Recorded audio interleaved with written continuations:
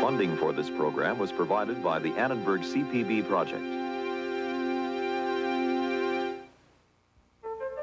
It was an oasis, a garden between two of God's rivers, a place of fantastic gods, sacred surrealism, and ruthless pragmatism. A place where we can find our origins, laws, trade, money, and bloodshed on a lavish scale.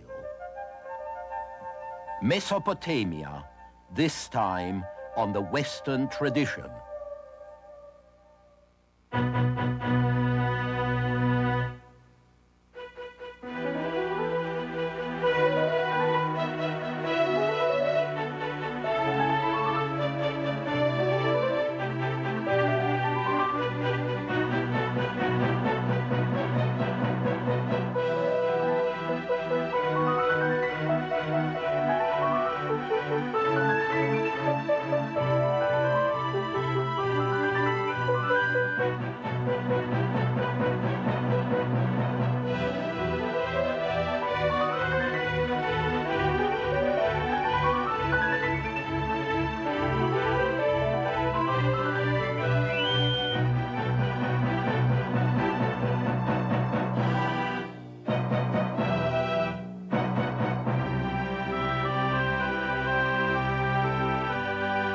And now UCLA Professor Eugen Weber's continuing journey through the history of Western civilization. Now see if you can recognize this passage. And the Lord God planted a garden eastward in Eden, and there he put the man whom he had formed. And out of the ground made the Lord God to grow every tree that is pleasant to the sight or good for food. And a river went out of Eden to water the garden, and from thence it was parted and became into 4 heads. The name of the first is Pison. The name of the second is Gihon. The name of the third river is Hiddekel. That it is which goeth towards the east of Assyria. We call it the Tigris. And the 4th river is Euphrates. Now, of course, this is a passage from the book of Genesis, and it reproduces the image of the garden, an oasis between God's 3rd and 4th rivers, the garden where the first men lived with the animals in the midst of a generous nature that posed no problems yet. It was paradise. And paradise is another name for a garden. And this paradise was ancient Mesopotamia, the land between the rivers. But Mesopotamia and the lands around it, from the Black Sea to the Persian Gulf, from the Iranian plateau to the Mediterranean, were a paradise in the shadow of natural disasters, just as the Garden of Eden was paradise in the shadow of the fall. The region had torrential rains like these. The Egyptians talked about a Nile in the sky. It had hurricanes, terrible sandstorms, uncontrollable floods, as we know from the story of the Great Flood, which the Israelites got from a Babylonian epic. And when nature was making life hard and unpredictable, people were with fire and sword. The Nile Valley in Egypt was never a highway for invaders. The sea lay at one end, unorganized savages at the other, so Egypt was able to develop its civilization without continuous warfare. But the Tigris and the Euphrates are great natural highways, not only for trade, but also for the movement of armies and the migrations of peoples. And so the Mesopotamians were both soldiers and traders. Their realism, their cruelty, their ruthlessness can be explained in part by their geographical circumstances, and so can their gods. terrible, unpredictable, and likely to manifest themselves in unpleasant ways. The beginnings of a great many things we use today can be found in a small area no bigger than Denmark on the Tigris-Euphrates delta, which we know as Sumer. Even their endless wars, especially their wars, sparked technological innovations and spurred social, cultural, and economic change. It was in Sumer, through drainage and irrigation, that the first villages of reed huts and adobe became cities by the 4th millennium BC. The founders of this first Mesopotamian civilization were called Sumerians. It's in this general area that we think the wheel first appeared, adapted from the potter's wheel and replacing the sledges that were used to transport heavy loads. Around 2000 BC, someone invented spokes, which made the wheel much lighter, and later still the axle was invented, and so people in the Near East were the first to hunt and make war in chariots, which gave them a significant advantage.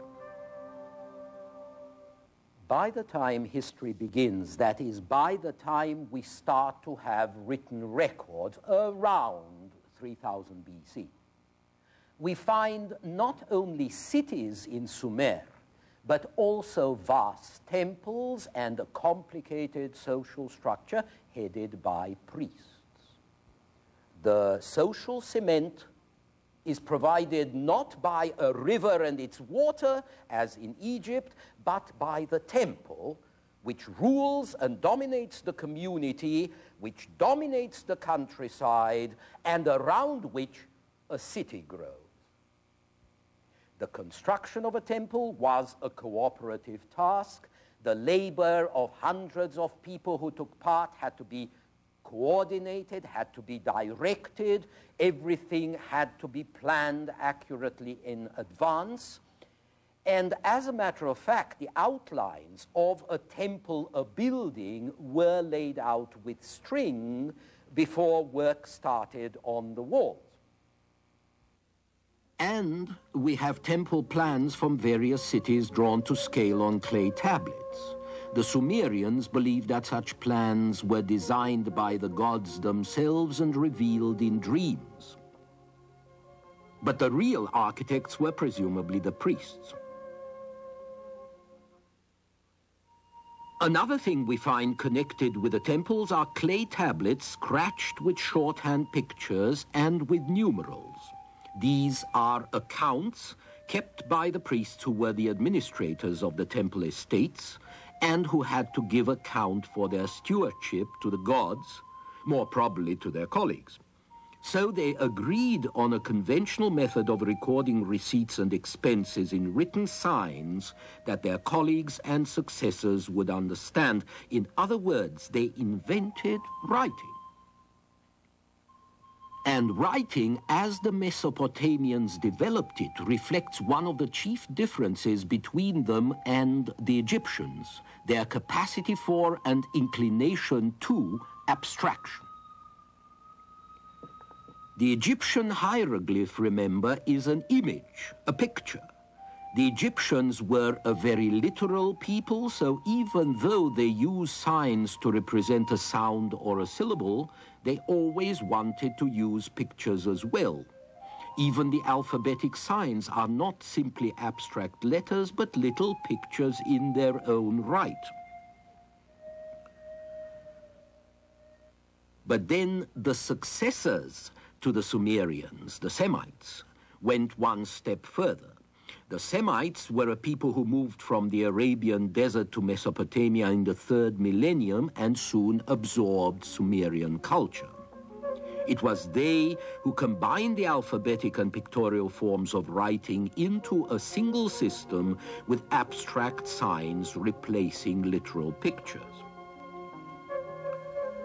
Many Sumerian statues also tend to be abstract.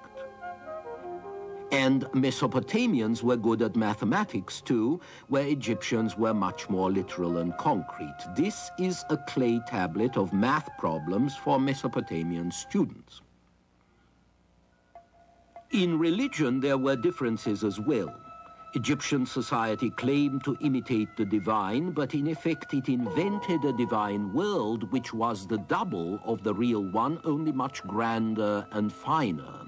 This is something we shall find also in ancient Greece. The Semites, on the other hand, invented a divine world which was peculiar to itself and separate in its divinity. They deliberately used a sort of sacred surrealism to move away from realism, emphasizing the fantastic aspect of their gods, their great hypnotic eyes, their non-human attributes. You might say that where the Egyptians tried to capture the difference between the human and the divine by enlarging the scale of things, that is, by making bigger tombs and statues and images, the Semites appealed to equality, to mystery and fantasy and essence. Mesopotamian temples and religious life clearly reflected this tendency to abstraction. But they also helped to create abstraction and to structure it. And that is because Mesopotamian life and society focused on serving the temple, the gods, the priests, at least in the beginning. But temples and temple servants did not exist in isolation. For one thing, the Sumerian city needed imports, timber, stone for building, metals for tools and weapons, and then gifts for the gods, precious stones from Afghanistan and India, mother of pearl from the Persian Gulf. And so you get trade that is extensive and active, and you get the rise of an independent and very mixed merchant class. The armed caravans and merchant ships of the time were a potent agent in the diffusion of culture. Free craftsmen might travel with the caravans looking for a market for their skill. Slaves would form part of the merchandise because defeated enemies could be more useful alive than dead. And these slaves, together with the personnel of the caravan or the crew of the ship, would have to be accommodated in various cities. Foreigners in a strange land would then demand the comforts of their own religion, just as there is an American church in Paris today. And useful arts and crafts could be diffused just as easily. The socketed axe of Mesopotamian craftsmen, for example, was a great improvement on the old model, which was bound with cords. Their axes traveled to the Black Sea and to Troy.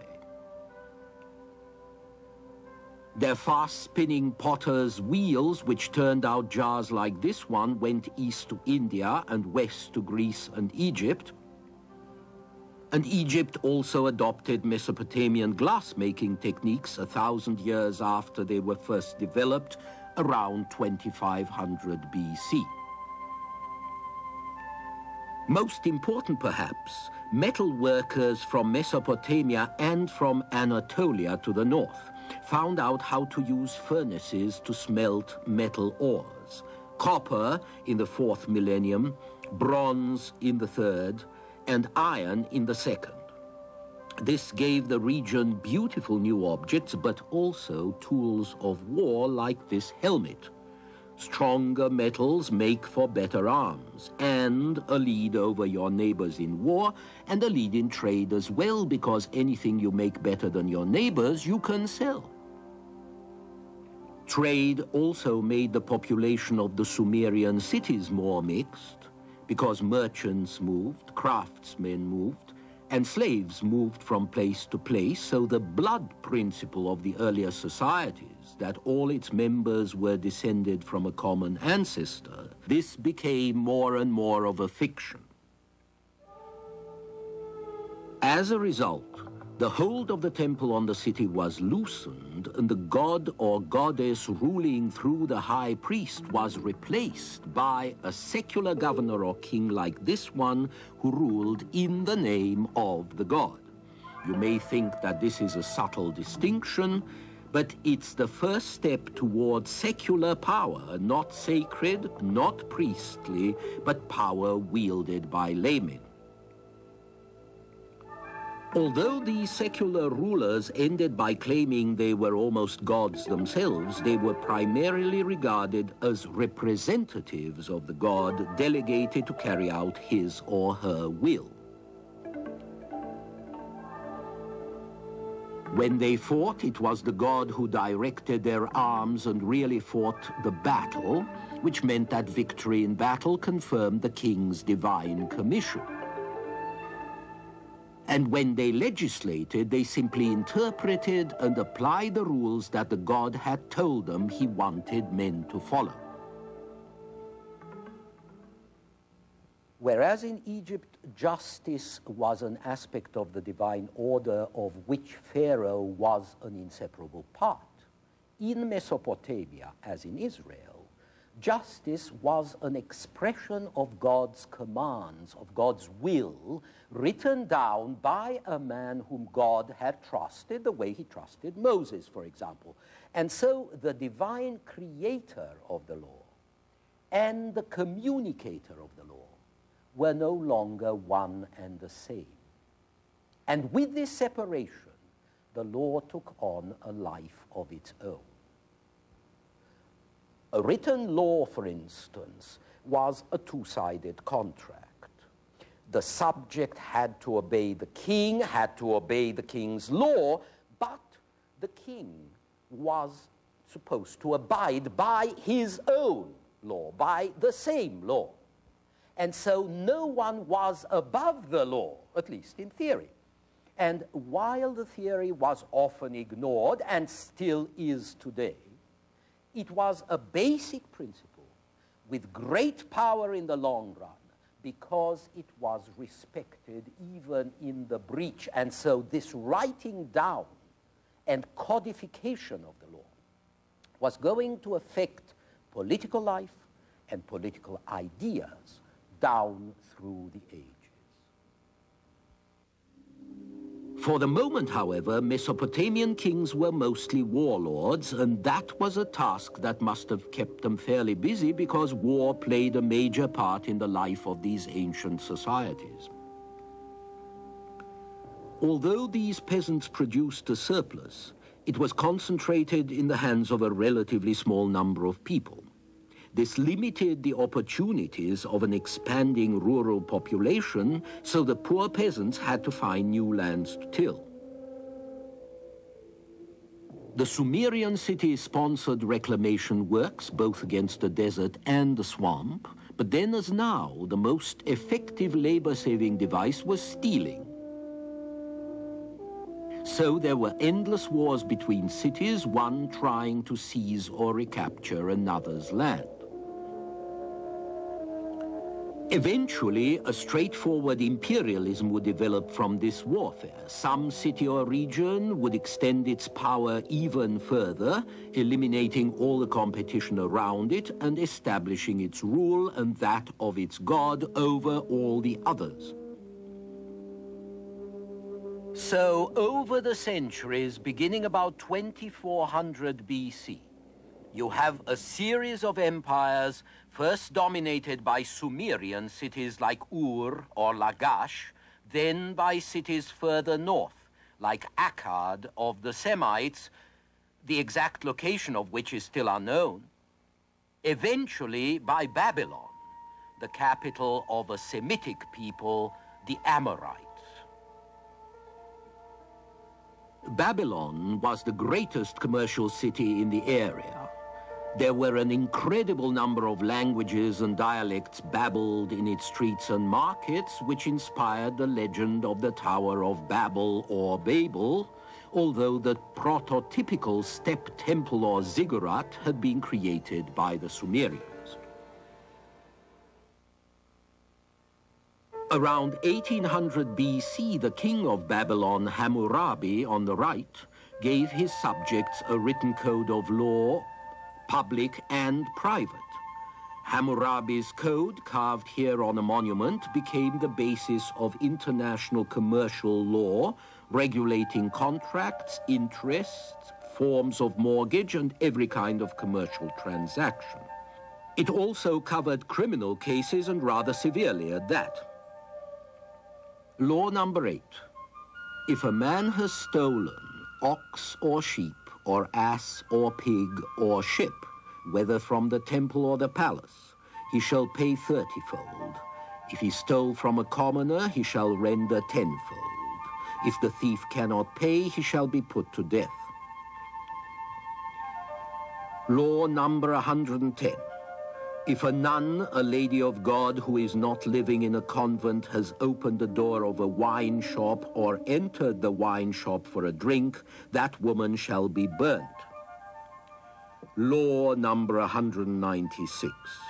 If a man has caused the loss of a gentleman's eye, they shall cause him to lose one eye. So Mesopotamian civilization was the first to develop things that we take for granted today, including the idea of an eye for an eye and a tooth for a tooth. Both their laws and their standardized writing, which preserved the laws, came out of business practices because they had to write their agreements down and they had to enforce these agreements. And it was the Sumerians who also developed weights and measures, which were necessary for trade and extremely useful for keeping temple accounts and for building public works. And meanwhile, the organized cooperation of an urban population required more accurate divisions of time than you needed in a village. And so the Sumerians divided day and night into 12 double hours, hence our 24 hours, and they devised instruments to measure these intervals.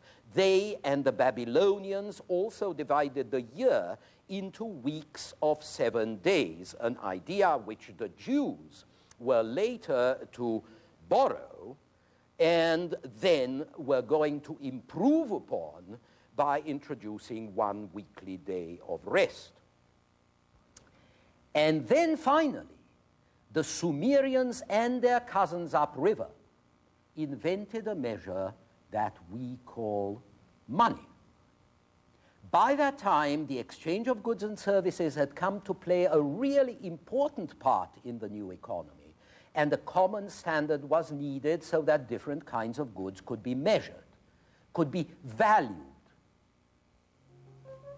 What was a cow worth after all? Or a pot? Or a slave?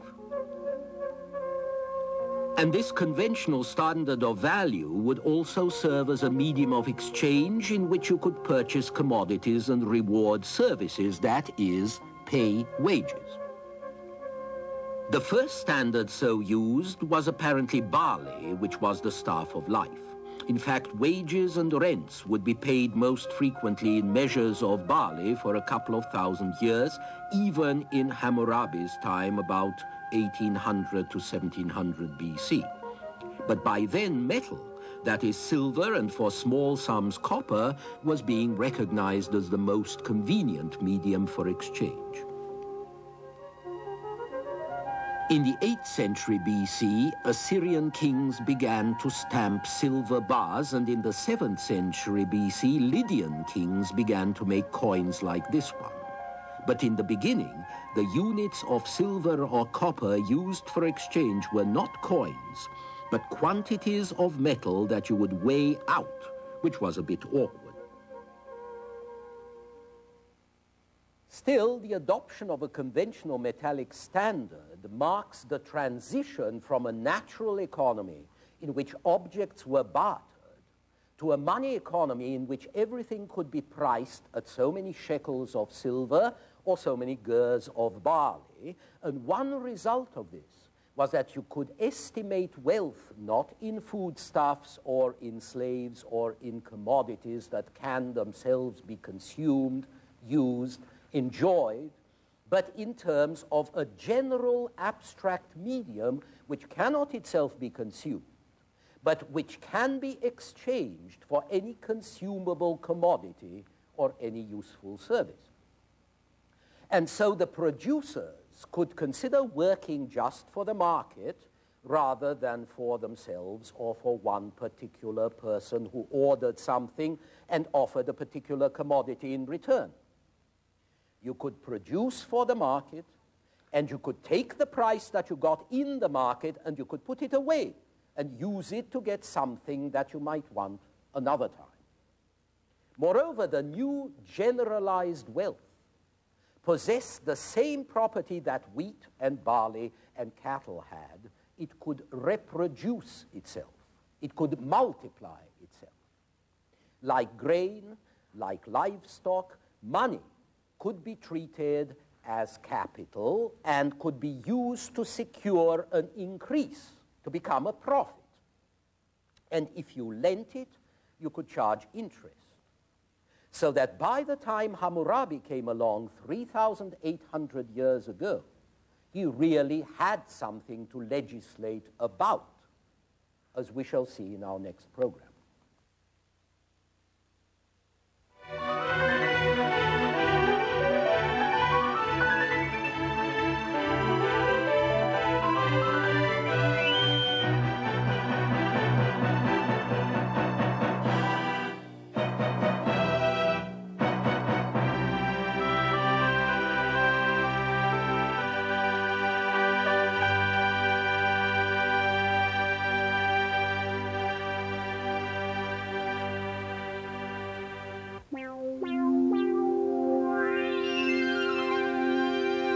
Funding for this program was provided by the Annenberg CPB project. For information about the Western Tradition television course, transcripts, pre-recorded video cassettes, off-air taping, or related books based on the television series, viewers should call the Annenberg CPB projects 1-800-LEARNER telephone number, or write to the Annenberg CPB project, 1111 16th Street Northwest, Washington, D.C. 20036. This is PBS.